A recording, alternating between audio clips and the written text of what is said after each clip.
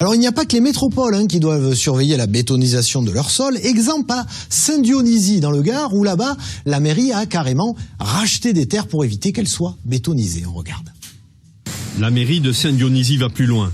Elle a acheté 7,5 hectares de terres agricoles en friche pour les mettre à disposition de jeunes agriculteurs bio en manque de terrain, comme Carole Nona, qui cherchait à s'installer depuis 2 ans. Du coup, il faut prendre en compte le PLU pour bien implanter la serre et le poulailler hors de cette zone.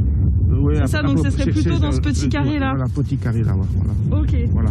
C'est super, quand j'ai trouvé cette offre, j'étais très contente d'avoir enfin l'espoir de pouvoir cultiver la terre avec mes valeurs et pouvoir apporter un peu de biodiversité, peut-être faire de cet endroit un lieu d'écologie et de sauvegarde de l'environnement. Ici, Carole va faire du maraîchage en agroforesterie. Sur la parcelle voisine, un boulanger bio produira son blé. Tout cela est l'aboutissement d'années de labeur et d'une volonté farouche de reconquérir des terres agricoles. Et un des hommes à qui on doit cette initiative qu'on vient de voir à l'image est avec nous par téléphone, Michel Gabache. Bonsoir. Vous êtes l'ancien maire de Saint-Dionysie. Est-ce que ça a été un dur combat que d'éviter que ces terres soient bétonisées ? Oui, et bonsoir à tous. Oui, ça a été un long combat, disons, et dur combat aussi, parce que une commune de 1050 habitants qui, quand le maire dit ce serait bien qu'on acquiert 7,5 hectares de terre, bon, mais c'est pas tous les jours. Et il a fallu une sacrée volonté. Alors au départ, on était parti avec du financement participatif, mais c'était compliqué, la commune ne pouvait pas s'y impliquer.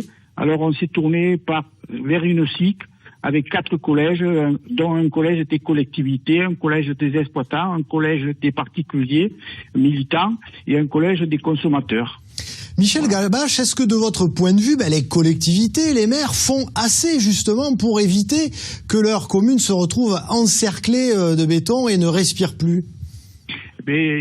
Oui, nous on a été un peu des initiateurs et je dois dire que la semaine prochaine on va recevoir une commune du Gard avec son maire pour qu'on leur explique comment on a procédé. Et c'est vrai qu'il y a de plus en plus de communes qui prennent ça en main parce qu'il faut protéger bien sûr le paysage, parce que l'agriculture ça protège le paysage, et puis après ça porte disons de la biodiversité, de l'environnement, et puis aujourd'hui ce qui est important c'est une alimentation saine pour un circuit court qui s'approche de nous et qui rendent les sols vivants. Enfin voilà, il y a plein d'avantages, disons, à essayer de se réapproprier la campagne et l'agriculture.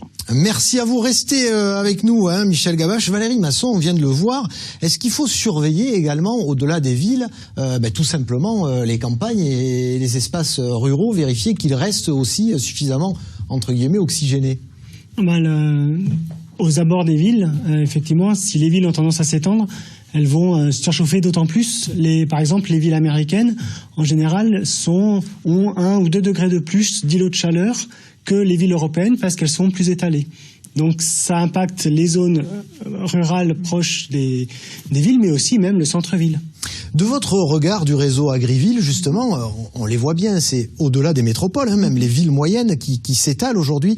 Ça, c'est aussi quelque chose véritablement qui va faire se multiplier ces initiatives qu'on vient de voir. Oui, tout à fait. Après, c'est vrai qu'on entendait là dans le reportage à la fois dans les reportages des jardins, des exploitations. Je pense qu'il y a vraiment des aspects de complémentarité entre ces différents dispositifs qui sont soit directement qui naissent vraiment de travail des associations, soit qui sont soutenus, voire même proposés par de plus en plus les élus. Donc oui, il y a beaucoup d'initiatives, rien qu'en Occitanie, on voit, c'est vraiment très dynamique. Justement, est-ce qu'il y a un changement de mentalité qui s'amorce au niveau des élus ? Tout à fait, je pense qu'il y a des changements de mentalité au niveau de tous les acteurs de la société, puisque des exemples, il y a quelques années, tout ce qui était jardin, espace vert, infrastructure, était qualifié de zone non agricole, alors que donc maintenant, on va pouvoir même planter des engrais verts sur votre site ou au niveau, on voyait au niveau des universités. Donc je dirais que tout tous les espaces avec des sols, de la place, deviennent maintenant des espaces qui sont mieux traités, et avec donc de l'agroécologie, et avec ces services écosystémiques qu'on met en place. Et puis vous me le disiez, il y a une émulation aussi qui se crée au niveau des élus. Restez avec nous, on va poursuivre le débat, mais il est déjà l'heure pour nos téléspectateurs de Quercy-Rouergue, du Gard, du Tarn, mais aussi des Pyrénées-Orientales, de retrouver leurs éditions locales. Quant à nous, on continue à s'interroger comment rendre nos villes plus vertes.